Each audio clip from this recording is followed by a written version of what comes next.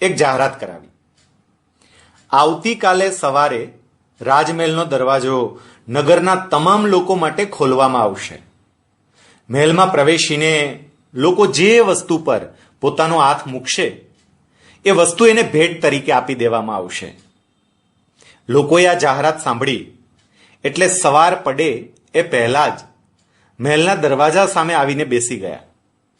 દરેક વ્યક્તિ પોતાને મનગમતી વસ્તુ મેળવવા ઈચ્છતો હતો. પોતાને ગમતી વસ્તુ પર બીજો કોઈ માણસ પહેલા હાથ મૂકી દેશે તો પોતે એ વસ્તુથી વંચિત રહી જશે એવો છૂપો ડર પણ હતો.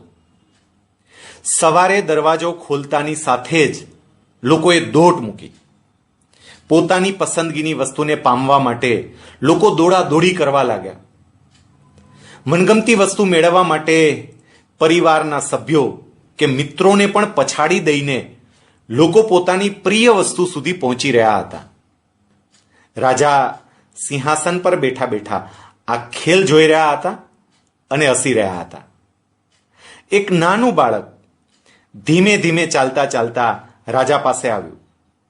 રાજાએ એને પૂછ્યું, બેટા, તારે કંઈ નથી જોઈતું? બાળક જવાબ આપવાને બદલે છેક રાજા સુધી પહોંચી ગયો અને રાજાના માથા પર પોતાનો હાથ મૂકીને કહ્યું, મારે તો તમે જોઈએ છે.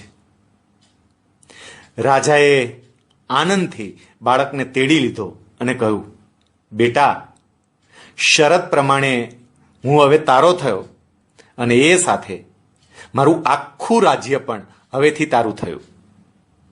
મિત્રો, જેવી રીતે રાજાએ નગરજનોને એક તક આપી એવી રીતે ભગવાન પણ આપણને સૌને એક તક આપે છે.